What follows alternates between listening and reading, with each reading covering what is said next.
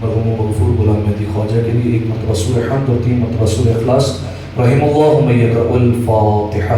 بسم اللہ الرحمن الرحیم. الحمد للہ رب العالمین الرحمن الرحیم مالک یوم الدین. ایاک نعبد و ایاک نستعین اهدنا الصراط المستقیم صراط الذین انعمت علیہم غیر المغضوب علیہم ولا الضالین. بسم اللہ الرحمن الرحیم. قل هو اللہ احد اللہ الصمد لم یلد ولم یولد ولم یکن له کفوا احد. بسم اللہ الرحمن الرحیم. قل هو اللہ احد اللہ الصمد لم یلد ولم یولد ولم یکن له کفوا احد. بسم اللہ الرحمن الرحیم. قل هو اللہ احد اللہ الصمد لم یلد ولم یولد ولم یکن له کفوا احد. اللهم اغفر للمؤمنين والمؤمنات والمسلمين والمسلمات الأحياء منهم والأموات. اللهم تابع بيننا وبينهم بالخيرات إنك مجيب الدعوات إنك على كل شيء قدير برحمتك يا أرحم الراحمين. اللهم صل على محمد وآل محمد. اعوذ باللہ من الشیطان اللعین الرجیم. بسم اللہ الرحمن الرحیم. الحمد للہ الذی یخلق ولم یخلق ویرزق ولا یرزق ویطعم ولا یطعم. ثم الصلاة والسلام علی عبدک ونبیک وصفیک ورسولک وخیرتک من الخلق ابی القاسم محمد. اللهم صل على محمد وآل محمد وعلى اہل بیتہ الطیبین الطاہرین المعصومین المظلومین سیما ابن عمہ علی علیہ السلام وهو النبأ العظیم والصراط المستقیم والقرآن الکریم وهو الصدیق الاکبر والفاروق الاعظم وحبل اللہ المتین وامام المسلمین ووصی رسول رب العالمین واللعنۃ الدائمۃ علی اعدائهم اجمعین. اما بعد فقد قال اللہ سبحانہ وتعالی فی محکم کتابہ المبین. بسم اللہ الرحمن الرحیم. فَإِذَا نُفِخَ فِي الصُّورِ فَلَا أَنْسَابَ بَيْنَهُمْ صلوات علی محمد وآل محمد. اللهم صل علی محمد وآل محمد. سب مل کے دعائیں سلامتی ہوں. بسم اللہ الرحمن الرحیم. اللهم كل وليك الحجة ابن الحسن صلواتك عليه وعلى آبائه في هذه الساعة وفي كل ساعة وليا وحافظا وقائدا وناصرا ودليلا وعينا حتى تسكنه أرزك طوعا وتمتعه فيها طويلا. صل على محمد وآل. ایک دفعہ اس سے بہتر انداز سے مل کر بآواز بلند صلوات پڑھیں. اللهم صل على محمد وآل محمد. سامعین محترم عزیزان گرامی قدر، آج کی یہ بابرکت اور روحانی مجلس اعزا مرحوم مغفور غلام مہدی خواجہ کے ایصال ثواب کے لحاظ سے منعقد کی گئی ہے.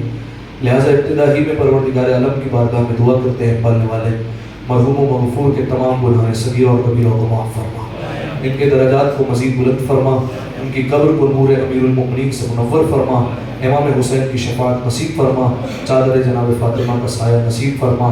پالنے والے اس مجلس کا ثواب مرحوم مغفور کی روح کو ایصال فرما. ان کے مزید بلندی درجات کے لیے، تمام گناہوں کی مغفرت کے لیے ایک دفعہ مل کر بآواز بلند صلوات پڑھ دیں. اللهم صل علی محمد وآل محمد. سامعین محترم، سفر آخرت کے عنوان سے ہماری گفتگو مسلسل جاری ہے اور آج ہم اپنے 29ویں مرحلے میں داخل ہو رہے ہیں. اور یقیناً یہ بات آپ کے علم ہے کہ گزشتہ چند تقاریر سے ہماری گفتگو میدان قیامت کے عنوان سے جاری و ساری ہے۔ آپ کی خدمت عالیہ میں اس بات کو بیان کیا تھا کہ میدان قیامت ایک ایسا میدان ہے جو عالم برزخ سے زیادہ سخت بھی ہے اور عالم برزخ سے زیادہ آرام دہ اور سکون دہ بھی ہے۔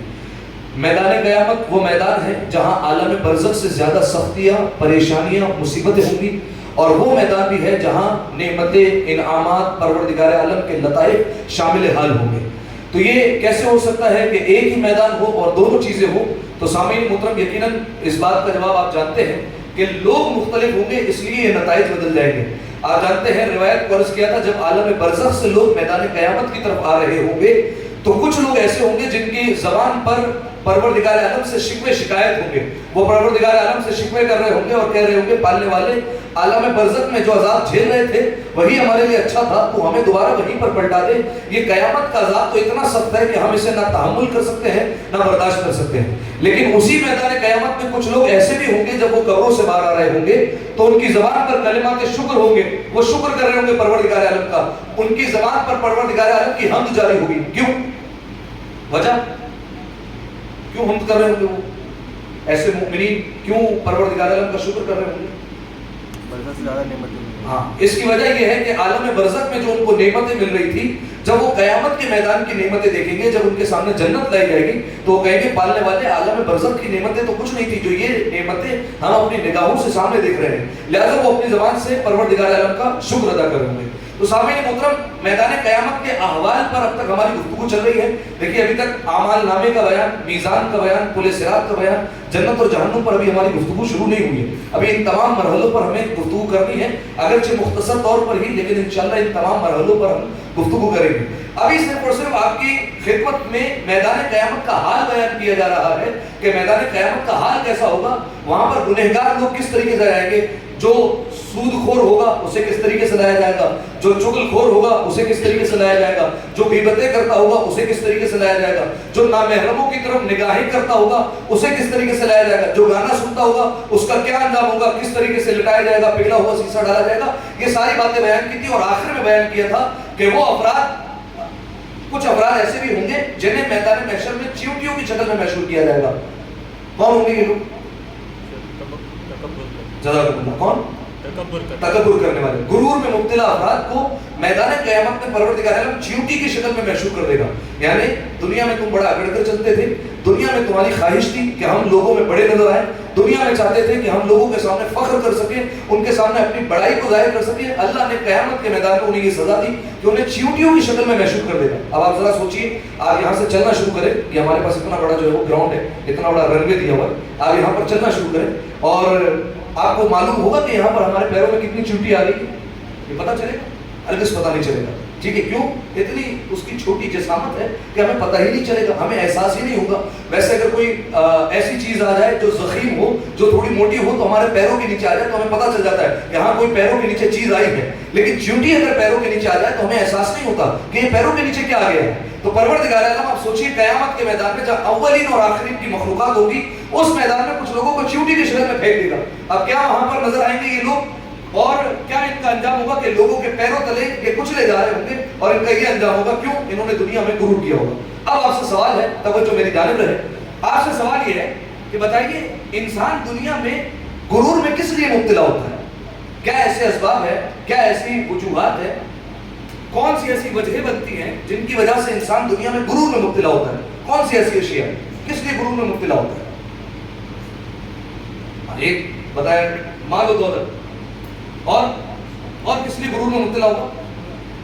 شہرت، ٹھیک ہے، اور کوئی؟ علم کی وجہ سے بھی انسان غرور میں مبتلا ہو جاتا ہے، اور کوئی؟ اور کس لیے غرور میں مبتلا ہوتا ہے؟ جزاکم اللہ۔ کس نے کہا یہ؟ ایک دفعہ صلوات پڑھیں مل کر باہوا سے بولیں، اللہم صلی علی محمد و آل محمد۔ انسان خوبصورتی کی وجہ سے بھی غرور میں مبتلا ہو جاتا ہے، اور عہدہ، پوسٹ، ٹھیک ہے، اور یہ تمام تر باتیں وہ ہیں جس کی وجہ سے انسان غرور میں مبتلا ہوتا ہے۔ اب میں آپ کے سامنے ایک روایت رکھتا ہوں، ٹھیک ہے، اب آپ ان چیزوں کو ذہن میں رکھیے گا جن کی وجہ سے انسان تکبر کرتا ہے اور متکبر ہو جاتا ہے دنیا میں۔ ایک دن جناب جبرائیل پیغمبر اکرم احمد مجتبی محمد مصطفیٰ صلی اللہ علیہ وآلہ وسلم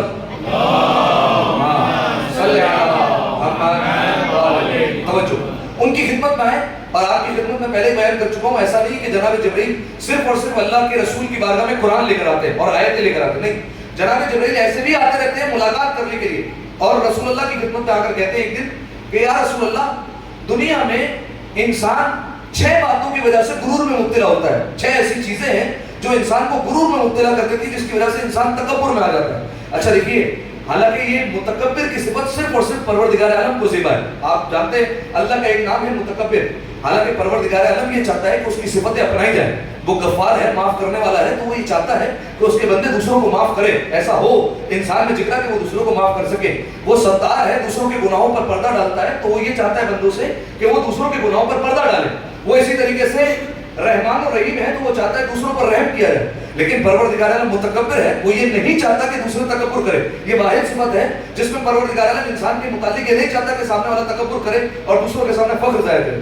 سب سے بڑی ذات اسی کی ہے, لہذا تکبر صرف اور صرف اسی کو جچتا ہے. ٹھیک ہے, تو اب جناب جبرائیل نے کہا یا رسول اللہ 6 باتوں کی وجہ سے لوگ غرور میں مبتلا ہوتے ہیں.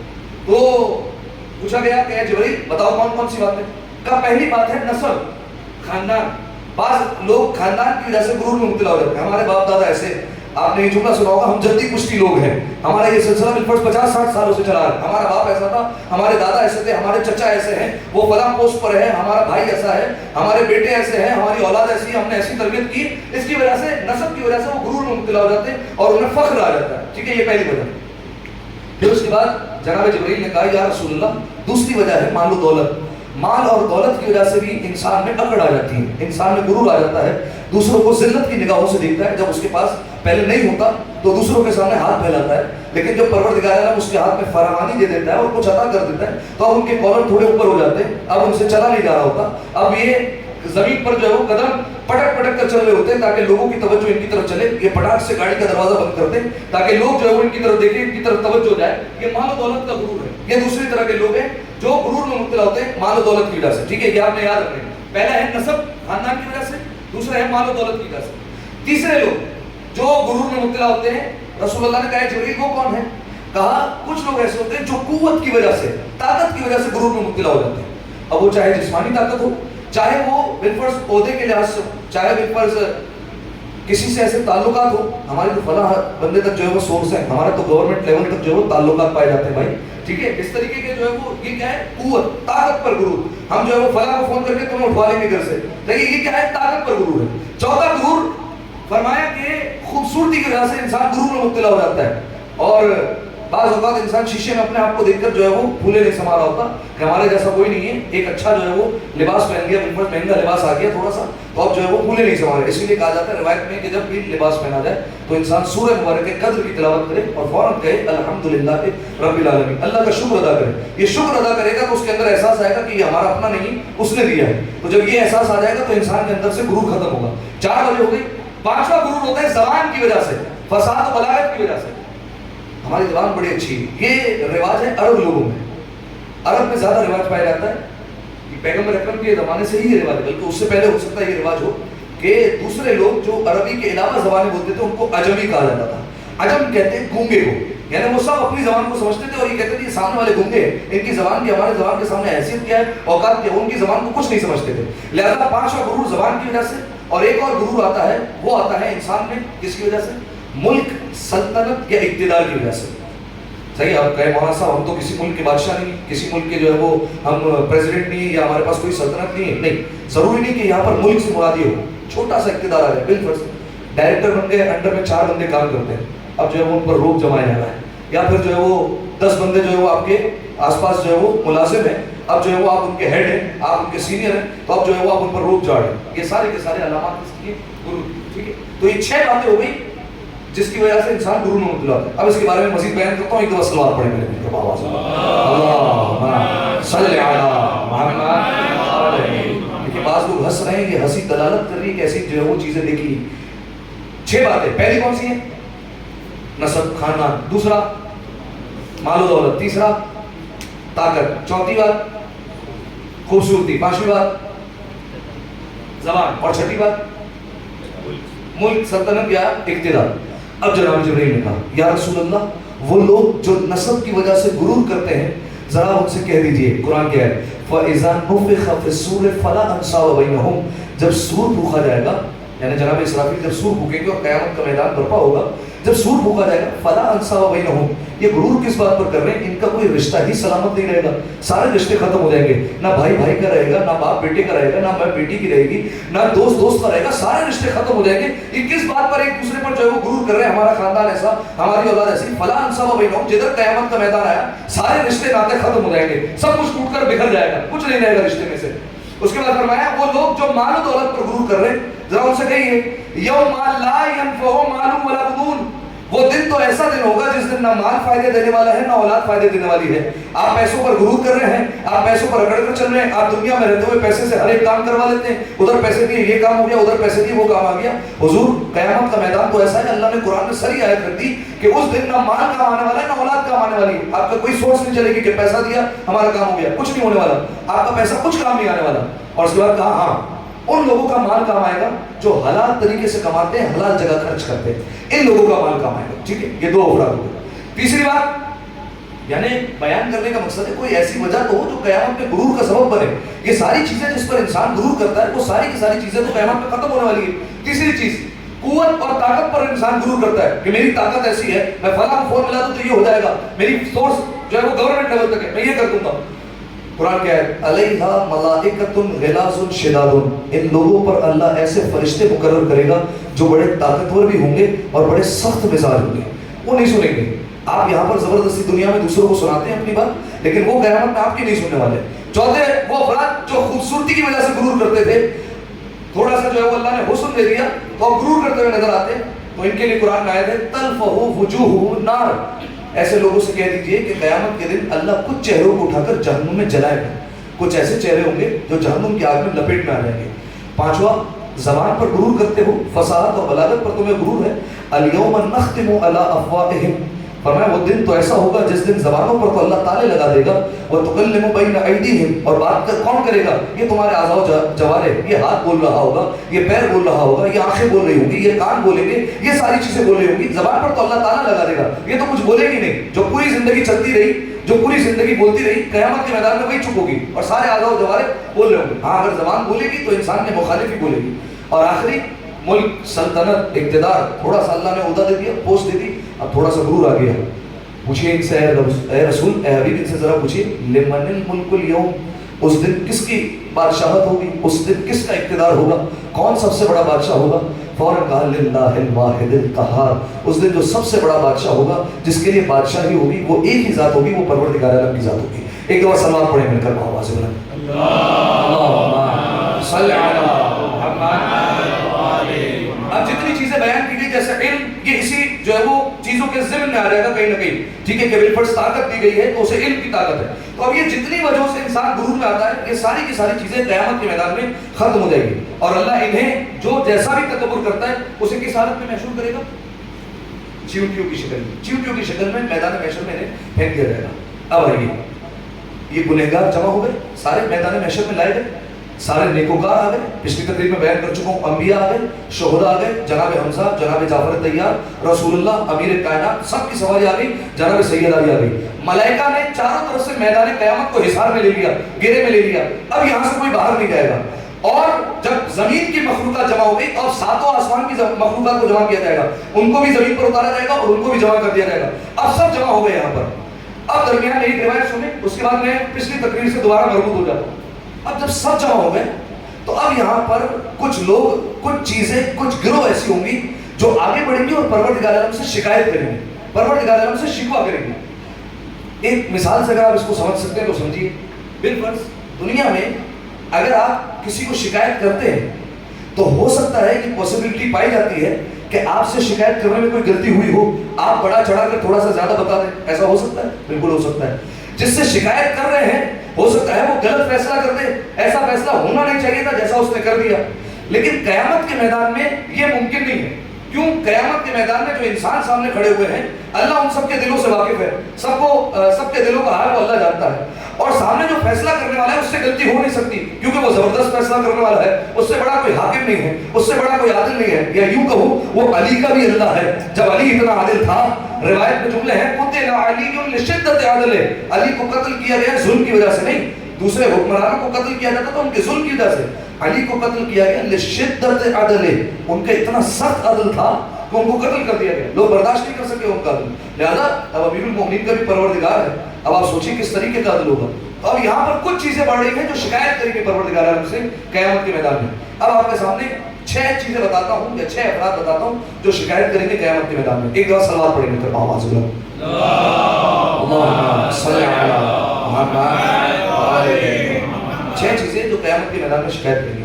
سب سے پہلے روایت کے جملے ہیں جو آگے بڑھے گا شکایت کرنے کے لیے. وہ کون ہے؟ پیغمبر اکرم احمد مجتبی محمد مصطفیٰ صلی اللہ علیہ وآلہ وسلم.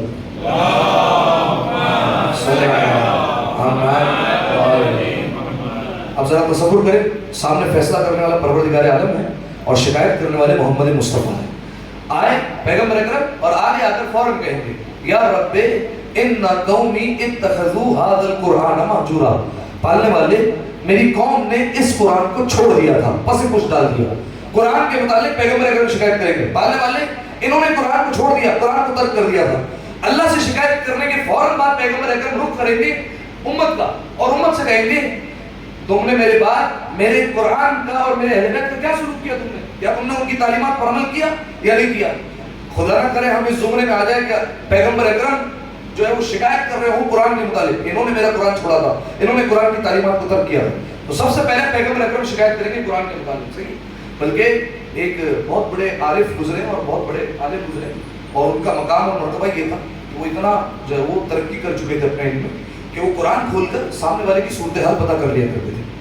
تو وہ خود حال بیان کرتے ہیں کہ جب وہ مدینہ گئے اور رسول اللہ کی زیارت پر پہنچے تو انہوں نے دیکھا رسول اللہ کی جانب پر، رسول اللہ کے روضے پر اتنا ہجوم ہے کہ ہر بندہ یہ تمنا کر رہا ہے کہ کسی طریقے سے رسول اللہ کی جانب پر پہنچ جاؤں اور رسول اللہ کے روضے کو تھام لوں، ان کی جانب کو پکڑ کر انہیں بوسہ دیتا رہوں، مسلسل وہاں پر کھڑا ہو جاؤں. ہر ایک کی تمنا، اتنا ہجوم ہے وہاں پر. کہا وہاں پر اتنا رش تھا، اتنا ہجوم تھا. کہا میں نے دیکھا اتنا ہجوم ہے، کہا میں ذرا دیکھوں تو صحیح ان لوگوں کا حال احوال کیا ہے. کہا میں نے فوراً قرآن کو کھولا. جب قرآن کھولا تو یہی آیت نکلی یا رب ان قومی اتخذوا هذا القرآن مہجورا، پالنے والے میرے قوم نے اس قرآن کو چھوڑ دیا ہے، پس پش ڈال دیا. تو اس عالم نے فوراً قرآن کو بند کیا اور وہاں سے چلے گئے. کہ مجھے اتنا سمجھ میں آ گیا کہ یہ سارے کے سارے رسول اللہ کی طرف دوڑ رہے ہیں لیکن رسول اللہ کی روح ان سے خوش نہیں ہے، رسول اللہ کی روح ان سے راضی نہیں ہے کیونکہ انہوں نے ان کے قرآن کو پس پش ڈالا ہوا ہے. ٹھیک ہے، تو یہ پہلے حضرت ہوں گے اور پہلی ہستی ہوگی جو اللہ کی بارگاہ میں شکایت کریں گے کہ انہوں نے قرآن چھوڑا ہے. ادھر پیغمبر اکرم شکایت کر کے پیچھے ہٹیں گے، خود قرآن آگے آ جائے گا اور قرآن آگے آ کر کہے گا پالنے والے یہ جتنے مسلمان ہیں انہوں نے اپنے گھر میں مجھے اونچائی پر رکھ دیا تھا اور تاج میں رکھ کے رکھا تھا اور اتنے عرصے تک رکھا کہ غبار اور گرد مجھ پر آ کر جمتی رہی اور انہوں نے مجھے آ کر اٹھا کر نہیں پڑھا. عرصے تک میں ایسے ہی پڑھا رہا لیکن انہوں نے میری قدر نہیں کی اور مجھے تلاوت نہیں کرتے تھے. اور اس کے بعد دوسری شکایت کرے گا اور اگر تلاوت کرتے تھے تو میری تعلیمات پر عمل نہیں کرتے تھے. ان کے تلاوت فقط اور فقط اچھی آواز تک محدود تھی، بڑے دلکش انداز میں تلاوت کرتے تھے لیکن جب بات تعلیمات پر عمل کرنے کی آتی تھی تو تعلیمات پر عمل نہیں کرتے تھے. پھر اس کے بعد کہے گا پالنے والے اگر اٹھاتے تھے تو استخارے کے لیے اٹھاتے تھے پھر بند کر کے رکھ دیتے تھے. پالنے والے اگر اسے نکالتے تھے تو ماہ رمضان میں نکال دیا کرتے تھے پھر اٹھا کر رکھ دیا کرتے تھے. اب اپنے الفاظ میں کہوں پالنے والے اگر اٹھاتے تھے تو بہن یا بیٹی کی رخصتی میں اٹھاتے تھے، سر پر سایہ کرتے تھے پھر اٹھا کر رکھ دیا کرتے تھے. ان کا مجھ سے کوئی تعلق نہیں تھا، لہذا میں تیری بارگاہ میں ان تمام لوگوں کی شکایت کرتا ہوں. یہ قرآن پروردگار عالم کی بارگاہ میں شکایت کرے گا. اسی لیے میں کہتا ہوں روایت کے جملے ہیں من قرأ 10 آیات فی لیلۃ لم یکتب من الغافلین، جو روزانہ 10 آیتوں کی تلاوت کر لے اللہ اسے غافلوں میں نہیں لکھے گا کہ یہ میرا بندہ غافل نہیں تھا، ہماری طرف تھا، ہمارا اپنا بندہ تھا. اس لیے میں کہتا ہوں روزانہ انسان کوشش کرے ہر نماز کے بعد یا ایک نماز کے بعد دن میں یا رات میں کہ 10 آیتوں کی تلاوت کر لے. اپنے موبائل میں نوٹ پیڈ تو ہر موبائل میں ہوتا ہے، وہاں پر نوٹ کر لے آج سورہ بقرہ کی ایک آیت سے 10ویں آیت تک میں نے پڑھ لیا، اگلے دن سے 11ویں سے 20 پڑھا ہے. اسی طریقے سے جو ہے وہ نوٹ کرتے جائے لیکن قرآن جو ہے وہ پڑھنے کی عادت ڈالے، آہستہ آہستہ پڑھتے رہے. اور پہلے ہی کہہ چکا ہوں نہیں آتا تو یہ قیامت میں عذر نہیں بنے گا کہ ہمیں قرآن آتا نہیں تھا. کہا یہ جائے گا قرآن سیکھا کیوں نہیں تھا، یہ پوچھا جائے گا قرآن تم نے پڑھا کیوں نہیں تھا. تو اگر یہ عذر دیا جائے کہ ہمیں آتا نہیں تھا، ہم نے سیکھا نہیں، تو یہ ایک اور سوال بن جائے گا کہ آپ نے سیکھا کیوں نہیں. لہذا وہ بزرگ افراد یقیناً انہیں آتا ہوگا، لیکن اگر بالفرض کئی کمزوریاں رہ گئی تو انہیں یہی گزارش کرتا ہوں کہ انہیں حل کرے. جو بچے جنہیں قرآن نہیں آتا، ماں باپ کی ذمہ داری ہے ان کو قرآن حل کروائے، انہیں قرآن سکھائے، ورنہ یہی اولاد قیامت میں ماں باپ کا گریبان پکڑ لے کہ آپ نے ہمیں قرآن نہیں پڑھایا تھا. ٹھیک ہے، یہ روایت کی روح سے عرض کر رہا ہوں، اپنے جیب سے عرض نہیں کر رہا ہوں. ایک دفعہ صلوات پڑھے مل کر آواز میں اللہم صلی علی محمد. سب سے پہلے پیغمبر نے شکایت کی، دوسرے کس نے شکایت کی؟ قرآن نے.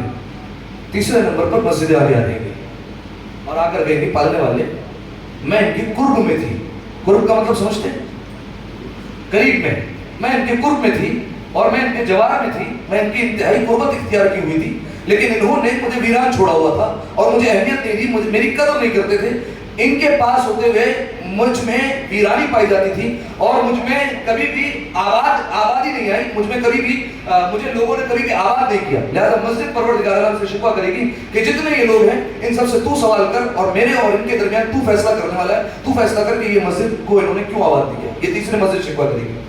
چوتھے نمبر پر کچھ علماء آگے بڑھیں گے اور کچھ عالم آ کر شکایت کریں گے، پالنے والے ہم ان کے درمیان تھے، انہیں چاہیے تھا کہ ہم سے استفادہ کرتے، ہم سے فائدہ حاصل کرتے، لیکن انہوں نے ہمیں تنہا چھوڑ دیا تھا، ہماری قدر نہیں کی، ہمیں پہچانا نہیں، لہذا تو ان سے سوال کر اور ہمارے اور ان کے درمیان تو فیصلہ کر. یہ چوتھی چیز ہوگی. پانچویں چیز کون سی آگے بڑھے گی کوئی بتا سکتا ہے؟ اور کیا شکوہ کرے گی پروردگار عالم کی بارگاہ میں؟ کیا ہوگی اب تک؟ پیغمبر، قرآن، مسجد سب مل کر بولے بھائی. کون؟ مسجد اور علماء اور اطرت رسول اللہ کے اہل بیت، رسول اللہ کے گھر والے کیا آگے بڑھیں گے اور شکایت کریں گے. بلکہ ایک روایت یہاں تک ملتی ہے کہ میدان قیامت میں اللہ کے رسول اور یہ اہل بیت گھٹنوں پر زمین پر بیٹھ جائیں گے میدان قیامت میں اور کہیں گے پالنے والے ان لوگوں نے ہمیں ملک بدل کیا، ہمیں قتل کیا اور ہمارے ساتھ اچھا سلوک نہیں کیا، اب تو فیصلہ کرنے والا ہے، تو فیصلہ کر کہ انہوں نے ہمارے ساتھ ایسا سلوک کیوں کیا. اور آخر میں سب سے جو آگے بڑھے گی وہ اولاد آگے بڑھے گی اور اولاد آ کر کہے گی پالنے والے یہ ہمارے والدین جو جا رہے ہیں جنت کی طرف، یا والدین کو تو اتنا جو ہے وہ ہماری زبان میں آسانیاں کر رہا ہے، یہ ہمارے جرم میں برابر کے شریک ہیں، جو ہم نے گناہ کیے ہیں یہ بھی ان میں شریک ہے. تو ان سے پوچھا جائے گا تمہارے والدین تمہارے گناہوں میں کیسے شریک ہو گئے؟ تم تو خود ذمہ دار ہو اپنے گناہوں کے، تم خود گناہ کرتے رہے. نہیں پالنے والے یہ ہمارے گناہوں میں برابر کے شریک ہیں. اس کی وجہ یہ ہے کہ انہوں نے ہمیں زندگی بھر مال حرام کھلایا تھا، انہوں نے رزق حرام کھلایا تھا. جب یہ رزق حرام کھلاتے تھے تو اس کا اثر ہوتا تھا اور اس کا اثر یہ ہوتا تھا کہ ہمارے اوپر کسی اور کی باتیں اثر نہیں کرتی تھی، ہمارے اوپر واعظ و نصیحت کی باتیں اثر نہیں کرتی تھی. ہم قرآن پڑھتے تھے، ہمارے دل پر اثر نہیں ہوتا تھا، ہم اہل بیت کی حدیثیں سنتے تھے، ہم پر اثر نہیں ہوتا تھا. اور وہ اثر اس لیے نہیں ہوتا تھا کیونکہ انہوں نے مال حرام کھلایا تھا. اب جب انہوں نے مال حرام کھلایا تھا اور اس کی وجہ سے ہم راہ راست پر نہیں آ سکے، تو اس کی وجہ سے یہ بھی جو ہے وہ جرم میں شریک ہے. انہوں نے بھی جو ہے وہ ہمارے ساتھ مل کر گویا گناہ کیے، تو انہیں بھی سزا دے اور انہیں تو جہنم میں ڈال دے. اب آپ سوچیے کیسی اولاد ہوگی جو اپنے والدین کے متعلق ہے کہ انہیں جہنم میں ڈال دے اٹھا کر، کیونکہ انہوں نے ہمارے ساتھ جو ہے وہ گویا جرم میں شریک تھے، ہمارے ساتھ مل کر گناہ کیے. صحیح. اب دیکھیے کئی صورتیں بن سکتی ہے، پہلے بھی عرض کر چکا ہوں حرام کمانے کی. بالفرض آپ کے آفس ٹائمنگ ہے 8 بجے سے 4 بجے تک، آپ نے 8 بجے سے 2 بجے تک کام کیا، باقی 2 گھنٹے جو ہے وہ آپ کوئی اور کام کرتے رہے. بالفرض جو ہے وہ ایک دن آپ نے دیکھا باس نہیں ہے تو حضور آج کمپیوٹر پہ گیم کھیل لیتے ہیں 2 گھنٹے. آپ نے گیم تو کھیل لی لیکن یہ جو 2 گھنٹے کی سیلری آپ کے حصے میں آئی یہ حرام آئی ہے، یا آپ اس کے حقدار نہیں ہیں، آپ اس کے جو ہے وہ مستحق نہیں ہیں، یہ حرام کمایا آپ نے. ٹھیک ہے. اسی طریقے سے آپ کو کوئی کام دیا گیا تھا اور کہا گیا تھا فلاں ڈیٹ تک پورا ہو جانا چاہیے، آپ نے وعدہ کر لیا لیکن وہ آپ نے کام پورا کر کے نہیں دیا. اگر بالفرض جو مالک ہے وہ راضی ہے تو ٹھیک ہے، لیکن اگر وہ راضی نہیں اور آپ کو کام کر کے دینا چاہیے تھا، آپ نے سستی کی تو یہ آپ نے حرام کمایا. اسی طریقے سے آپ نے فراڈ کیا، آپ نے جھوٹ بول کر کوئی چیز بیچی، آپ نے کہا بالفرض مجھے پڑتا ہی اتنے کا ہے، 150 والا آپ نے اٹھا کے 200 میں بیچ دیا. صحیح. یہ کہہ کر مجھے بھی پڑتا ہے جو ہے وہ 150 میں. صحیح. تو یہ جھوٹ بول کر کمایا، یہ حرام کمایا. صحیح. جتنا فراڈ سے کمایا گیا، دھوکہ دہی سے کمایا گیا، یہ حرام ہے. اور اگر بالفرض سال بھر حلال کمایا اور آخر میں خمس نہیں دیا اور خرچ کر دیا تو حرام خرچ کر دیا. صحیح. تو یہ ساری کی ساری چیزیں ہو گئی کہ اولاد شکوہ کرے گی میدان قیامت میں پالنے والے یہ ہمارے والدین ہیں، انہوں نے جو مال کمایا تھا وہ حرام کمایا تھا، یہ حرام طریقے سے ہم پر خرچ کیا، لہٰذا یہ ہمارے جرم میں شریک ہے، تو انہیں بھی جہنم میں اٹھا کر پھینک دے. ایک دفعہ صلوات پڑھے مل کر بآواز اللہ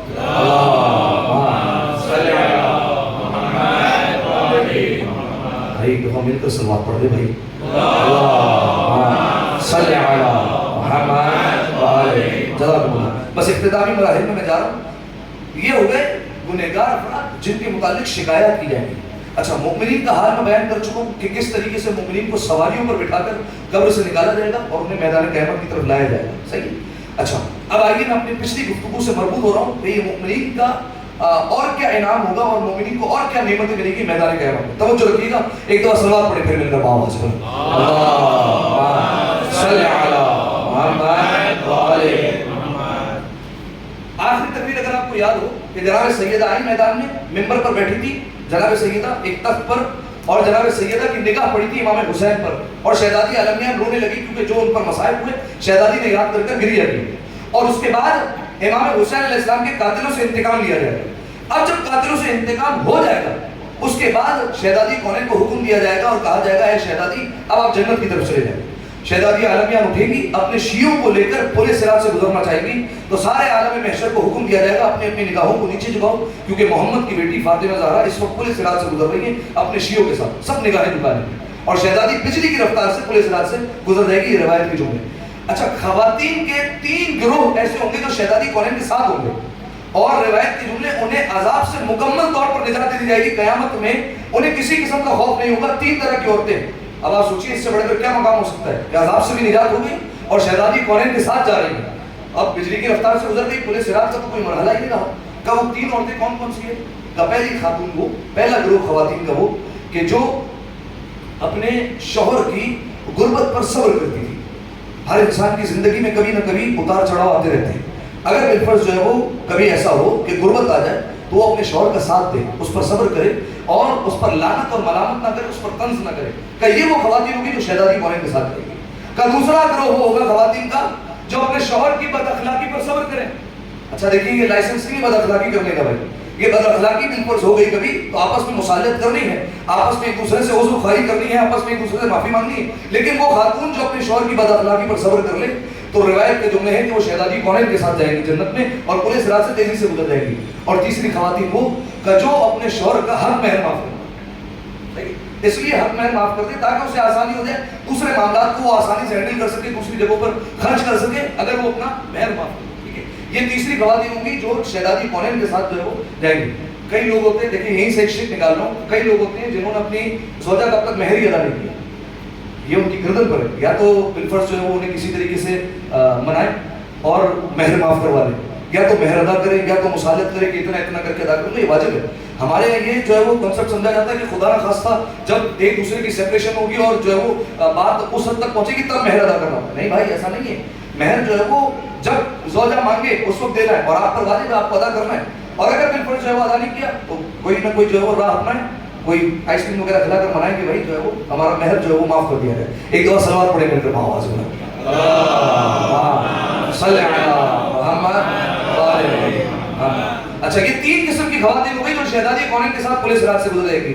اب میں آپ کا سب کے جو ہے وہ نظر ایک تحفہ جو ہے وہ دے رہا ہوں. وہ لوگ جو یہ کام کر لیں وہ امیر المومنین کے ساتھ میدان محشر میں محشور ہوتے ہیں. صحیح, کون نہیں چاہتا کہ امیر کائنات کے ساتھ بیٹھا کے لگے, امیر کائنات کے ساتھ اٹھے, امیر کائنات کے ساتھ جائیں جنت میں, امیر کائنات کے ساتھ جو ہے وہ جنت میں محفل لگے. ہر ایک چاہتا ہے. جو چاہتا ہے ایک دفعہ صلوات پڑھ دے میرے آواز میں.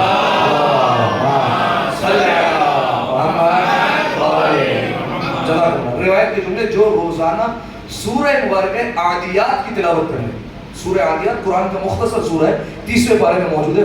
والعادیات ضبحا فالموریات قدحا, یہ مختصر سا سورہ ہے. اس سورہ کی روزانہ جو تلاوت کر لے وہ امیر المومنین کے ساتھ میدان قیامت میں محشور ہو جائے گا. پروردگار عالم اسے امیر المومنین کے ساتھ جگہ دے گا. ایک دو پھر صلوات پڑھیں گے آواز میں صلی علی محمد. خیر, یہ باتیں درمیان میں آ گئی. شہزادی کونین جب پورے صراط سے گزر جائے گی, اب امام حسین علیہ السلام عرش الہی کے سائے میں آ جائیں گے. اب جتنے زائرین ہیں, جتنے مولا کی زیارت کر چکے ہیں اور جو نہیں کر چکے, اللہ سب کو نصیب کرے, وہ اپنے آپ پر فخر کرے جو زیارت کر چکے ہیں. امام حسین علیہ السلام عرش الہی کے سائے میں آئیں گے. امام کے تمام شیعہ, تمام زائرین, امام کے تمام چاہنے والے امام کے سامنے آ جائیں گے اور عرش الہی کے نیچے آ کر جمع ہو جائیں گے, امام حسین کے ساتھ کھڑے ہو جائیں گے. صحیح, اور مسلسل امام حسین کی زیارت کر رہے ہوں گے اور میدان قیامت میں امام حسین پر گریہ بھی ہوگا. امام حسین علیہ السلام کی زیارت بھی کی جا رہی ہوگی. اور روایت میں کہ اتنا محب ہوں گے کہ حوران جنت مسلسل پیغام دے رہی ہوگی کہ ان لوگوں کو جنت میں بھیجا جائے, ہم ان کے منتظر ہیں, ہم ان کا انتظار کر رہے ہیں, لیکن وہ ان کے پیغام کی طرف کوئی توجہ نہیں دے گی. ان کا مقصد ہوگا امام حسین کی زیارت کرنا, امام حسین کی طرف مکمل توجہ ہوگی ان کی. آپ دیکھیے قرآن کی آیت ہے وَسِيقَ الَّذِينَ اتَّقَوْا رَبَّهُمْ إِلَى الْجَنَّةِ. کچھ لوگ قیامت میں ایسے ہوں گے جنہیں کھینچ کر جنت کی طرف لے جایا جائے گا. آپ کا مولانا صاحب جہنم کی طرف اگر کھینچ کر لے جایا جائے تو سمجھ میں آتا ہے کہ انہیں جانا نہیں اور انہیں لے جایا جا رہا ہے. یہ جنت کی طرف کھینچ کر لے جایا جائے گا. قرآن کی آیت ہے. علماء نے بیان کیا، کہا یہ امام حسین کی زیارت میں مصروف ہوں گے اور جنت انہیں بار بار اپنی طرف بلا رہی ہوگی، لیکن یہ کہیں گے جنت کہاں، ہم تو جنت کے سردار کی زیارت میں مصروف ہوئے ہیں، ہم تو ابھی جنت کے سردار کی زیارت میں لگے ہوئے ہیں. ہم انہیں جواب نہیں دے سکتے. انہیں فرشتے کھینچ کر جو ہے وہ چلا کر اپنے ساتھ جو ہے وہ جنت میں لے کر جائیں گے اور داخل کریں گے.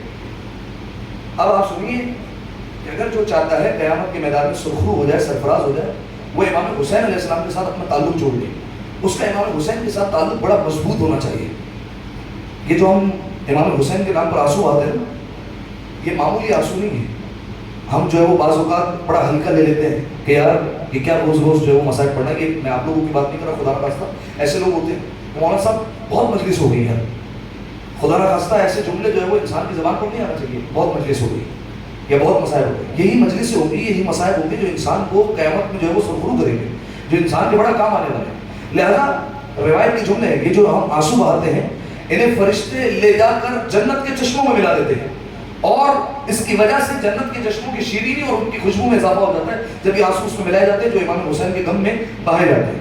اور روایت کے جملے ہیں کہ جتنے آنسو بہائے جا رہے ہیں یہ قیامت کے میدان میں اللہ ان آنسوؤں کو موتیوں اور نگینوں کی شکل دے دے گا. ہر عزادار کے ہاتھ میں آنسو ہوں گے، یعنی موتیاں ہوں گی اور نگینے ہوں گے ہیرے جواہرات کی شکل میں، کہ پالنے والے یہ ہم نے حسین کے غم میں آنسو بہائے تھے. اب پروردگار عالم انبیاء کو حکم دے گا کہ ذرا ان ہیروں کی قیمت لگاؤ. کیا قیمت ہے؟ ظاہر ہے یہ ہیرے کس کام کے، پروردگار عالم کو خریدنے تو ہے. کہا قیمت کون لگائے گا؟ انبیاء کو کہا جائے گا. روایت کے جملے جب انبیاء قیمت لگائیں گے تو پروردگار عالم کی طرف سے آواز آئے گی تم نے قیمت لگائی لیکن بہترین قیمت نہیں لگائی، یہ حق نہیں بنتا تھا، اور زیادہ قیمت لگائی جائے. یہ نگینے آ جائیں گے رسول اللہ کے پاس، ہمارے پیغمبر کے پاس. جب ان کے ہاتھ میں آئیں گے اور کہا جائے گا آپ قیمت لگائیں تو رسول اللہ فوراً کہیں گے ان آنسوؤں کی قیمت، ان موتیوں کی قیمت میں نہیں، میرا بیٹا حسین لگائے گا. جس کے غم میں آنسو بہائے گئے وہی قیمت لگائے گا، وہی بتائے گا کہ اس کی قیمت کیا ہے. اب جب امام حسین سے پروردگار نے پوچھے گا حسین آپ بتائیے کہ اس کی کیا قیمت ہے، کیا قیمت دینی چاہیے. اب امام حسین علیہ السلام کہیں گے پالنے والے یہ مجھ پر بہائے گئے آنسو ہے، میں تجھ سے سفارش کرتا ہوں، میں تجھ سے کہتا ہوں کہ پالنے والے یہ جتنے لوگ ہیں جنہوں نے آنسو بہائے ہیں انہیں قیامت کے تمام عذاب سے اور تمام ہولناکیوں سے بچا دے. پالنے والے نہ صرف یہ، انہیں جلد سے جلد حوض کوثر سے سیراب کر دے، اور اس سے بڑھ کر نتیجہ نہیں ہو سکتا اور اس سے بڑھ کر ثواب نہیں ہو سکتا. اور پالنے والے انہیں جنت میں اگر محل دے تو حسین کے برابر والا محل عطا کرنا، حسین کے برابر میں انہیں ٹھکانہ دے، حسین کے برابر میں جگہ عطا کر جو ہمارے غم میں آنسو بہانے والے. ایک دفعہ صلوات پڑھیں مل کر آواز سے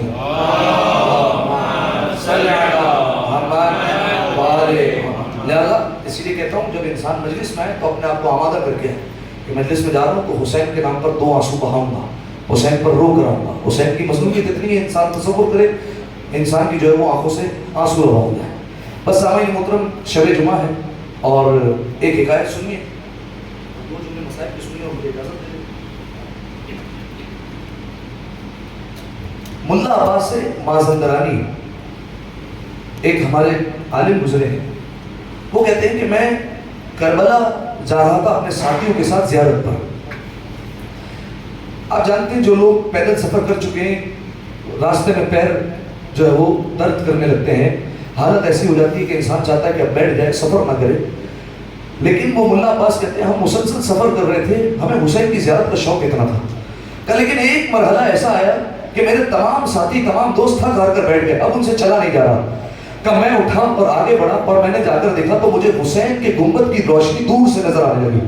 کہ میں فوراً اپنے ساتھیوں کے پاس آیا اور ساتھیوں کے پاس آ کر کہا دیکھو حسین کا گنبد دور سے نظر آ رہا ہے، اگر تھوڑی سی ہمت کر لیں تو شب جمعہ ہمیں حسین کے حرم میں مل جائے گی. سب نے یا حسین کے نام کا نعرہ لگایا، سب اٹھے اپنے مقام سے چلنے لگے. اب ذرا سوچئے ایک زائر جب کربلا پہنچتا ہے تو اس کی کیا کیفیت ہوتی ہے. جیسے ہی حسین کی زری میں داخل ہوا کوئی حسین کی زری سے لپٹ گیا، کسی نے حسین کی زری کے پاس سجدہ کیا، کوئی شکر کے سجدے بجا رہا ہے، کوئی نوحے پڑھ رہا ہے، کوئی رو رہا ہے، کوئی مرثیے پڑھ رہا ہے، کوئی کسی کا پرسہ دے رہا ہے. ملا عباس کہتے ہیں میں کھڑا ہوا تھا اور میں سوچ رہا تھا مولا ہر کوئی آپ کو کسی نہ کسی کا پرسہ دے رہا ہے، مولا میں آپ کی بارگاہ میں کس کا پرسہ دوں؟ مولا آیا قاسم کے پامال بدن کا پرسہ دوں؟ مولا عباس کے کٹے ہوئے بازوؤں کا پرسہ دوں؟ مولا آپ کی بہن زینب کی چادر کا پرسہ دوں؟ آپ کی بیٹی سکینہ کو لگتے ہوئے تماچوں کا پرسہ دوں؟ مولا کس چیز کا پرسہ دوں؟ ملا عباس کہتے ہیں کہ جب میں طے نہ کر سکا میں نے کہا مولا میرے پاس یہ نوحوں کی کتاب ہے، میں کتاب کھولتا ہوں، جس کا مرثیہ آ گیا میرے مولا وہ مرثیہ پڑھ دوں گا. اب جو کتاب کھولی ایسا نام آیا، ملا عباس کہتے ہیں آنکھوں سے آنسو جاری ہو گئے، دل نے بڑھ کر کہا ہائے حسین تیری غربت، کس کا نام آیا تھا؟ شبیہ پیغمبر جناب علی اکبر کا نام آ گیا۔ کہا مولا آپ کو آپ کے بیٹے علی اکبر کا پرسہ دیتا ہوں۔ اب جو نوحہ پڑھنا شروع کیا، مرثیہ پڑھنا شروع کیا، اتنا گریہ ہوا، اتنا گریہ ہوا، سارے ملا عباس کے مصائب پر رونے لگے۔ ایک مرتبہ ملا عباس وہاں سے نکلے، اپنے مسافر خانے میں آئے، کمرے میں آرام کی خاطر لیٹے ہیں۔ اب جب لیٹے ہیں، سوئے ہیں آرام کی خاطر، خواب میں امام حسین کو دیکھا۔ امام حسین آئے تھے اور کہہ رہے تھے ملا عباس تیرے علاقے میں فلاں بندہ ہے، اسے جا کر میرا سلام دے دینا، کہنا حسین نے سلام بھجوایا ہے۔ ملا عباس نے ہاتھوں کو جوڑا، مولا وہ ایسا کیا کام کرتا ہے کہ آپ اسے سلام دے رہے ہیں؟ کہا ہے ملا عباس جب بھی میری مجلس ہوتی ہے وہ میرے عزاداروں کی جوتیوں کو سیدھا کر کے رکھتا ہے، اسے جا کر سلام کہہ دینا۔ اور اس کے بعد کہا ملا عباس آج کے بعد شب جمعہ میرے حرم میں کبھی علی اکبر کے مصائب نہ پڑھنا۔ کہا مولا مصائب پڑھنے میں کوئی غلطی ہو گئی، مولا کوئی کوتاہی ہو گئی؟ کہا نہیں ملا عباس تو نے مصائب ٹھیک پڑھے، لیکن ہر شب جمعہ کربلا میری ماں فاطمہ زہرا آتی ہے، ارے جب تو نے علی اکبر کے مصائب پڑھے میری ماں کو بچا گیا ہے۔ اجرکم اللہ اجرکم الزہرا۔ عزاداروں اپنی صدا کو بلند کیجئے گا۔ بس عزاداروں ذرا سوچیے گا حسین نے کس دل سے علی اکبر کو بھیجا ہوگا؟ جانتے ہیں نا عزاداروں، ابن زیاد کے دربار میں جب امام حسین کا کٹا سر لایا گیا نا، ابن زیاد بدبخت نے اپنی چھڑی اٹھائی، امام حسین کے ہونٹوں پر مارتا جاتا ہے اور ایک بار کہا حسین اتنا جلدی بوڑھے ہو گئے؟ حسین میں نے سنا اتنے بوڑھے تو نہ تھے۔ جناب زینب نے جلال کے عالم میں کہا ابن زیاد میرا بھائی بوڑھا نہیں تھا، لیکن جب سے علی اکبر کی لاشیں پر گیا تھا میرے بھائی کے تمام بال سفید ہو گئے، میرا بھائی بوڑھا ہو گیا۔ عزاداروں ذرا سوچے بوڑھے باپ نے کس طریقے سے اپنے لختے جگر کو روانہ کیا ہوگا۔ روایت کے جملے جناب علی اکبر کی رخصت بڑی سخت ہے، عزاداروں جانتے ہیں، راوی کہتا ہے میں نے دیکھا جناب علی اکبر جب خیمے سے رخصت ہو رہے تھے 18 مرتبہ خیمے کا پردہ اٹھا، 18 مرتبہ خیمے کا پردہ گرا۔ عزاداروں مجھے نہیں پتا کون ہے، لیکن مجھے اتنا پتا ہے اگر کوئی بزرگ بی بی ہوتی تو شانہ پکڑ کر روکتی، ارے یہ 4 برس کی سکینہ تھی جو دامن پکڑ کر کہہ رہی تھی بھیا علی اکبر ہمیں چھوڑ کر نہ جائیے گا بھیا۔ بس عزاداروں علی اکبر رخصت ہوئے، ایک بار آئے اپنے بابا کے پاس، بابا اجازت ہے؟ امام حسین نے کہا ہاں علی اکبر اجازت ہے، لیکن علی اکبر میری خواہش ہے۔ کہا کہیے بابا؟ کہا علی اکبر جب تم 7 سال کے تھے سب سے پہلے تمہاری ماں نے تمہارے سر پر امامہ باندھا تھا، کبھی پھوپھی نے امامہ باندھا، کبھی کسی نے امامہ باندھا۔ علی اکبر میں سوچا کرتا تھا کہ کوئی دن تو ایسا آئے گا میں بھی علی اکبر کے سر پر امامہ باندھوں گا۔ علی اکبر آج اپنے بابا کو امامہ باندھے تھے، کہا بابا باندھ لیجیے۔ علی اکبر گھٹنوں کے بل زمین پر بیٹھے، ایک مرتبہ امام نے امامے کو سر پر باندھنا شروع کیا اور کہتے جاتے تھے انا للہ و انا الیہ راجعون، اے اللہ گواہ رہنا اب وہ جا رہا ہے جو صورت میں سیرت میں سب سے زیادہ تیرے پیغمبر سے مشابہ ہے۔ کہا علی اکبر جاؤ بیٹا، لیکن علی اکبر جب تک جنگ شروع نہ ہونا اپنے بابا کو موڑ موڑ کر دیکھتے جانا۔ ایک مرتبہ علی اکبر چلے ہیں، ایک مرتبہ کچھ محسوس کیا، مڑ کر دیکھا پیچھے بوڑھا باپ کہتا جاتا ہے مہلن مہلن یا بنیا، میرے علی اکبر ذرا آہستہ، اکبر ذرا آہستہ تمہارا بابا آ رہا ہے۔ علی اکبر کی غیرت نے برداشت نہیں کیا، بابا ابھی تو رخصت ہوا ہو۔ کہا بابا ابھی رخصت نہیں ہے آپ سے۔ کہا علی اکبر اگر کوئی تیرا بھی تجھ جیسا جوان بیٹا ہوتا تو اس سے پھر سوال کرتا کہ باپ کے دل پر کیا بیتی ہے۔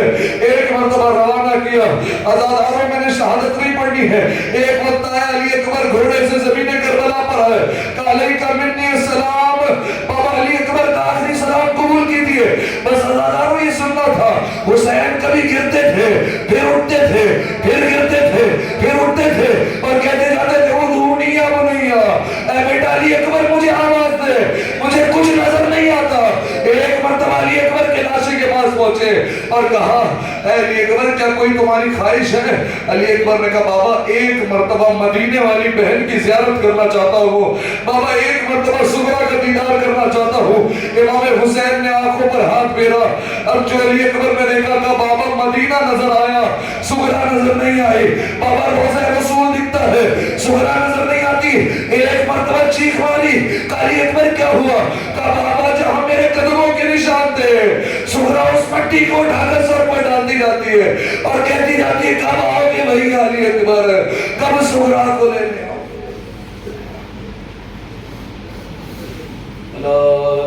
الله إلى القوم الظالمين وسيعلم الذين ظلموا أي منقلب ينقلبون. دعا ہے پروردگار عالم سے، پروردگار ہماری اس عبادت کو اپنی بارگاہ میں قبول فرما. عالم والے ہمارے تمام گناہ صغیر اور کبیر معاف فرما. عالم والے اس مجلس کا ثواب مرحوم و مغفور غلام نبی خواجہ کی روح کو ایصال فرما.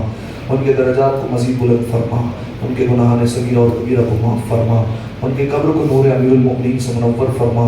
امام حسین کی شفاعت نصیب فرما. عالم والے جتنے حاضرین یہاں پر تشریف فرمائے تمام کے رزق میں مزید وسعت عطا فرما.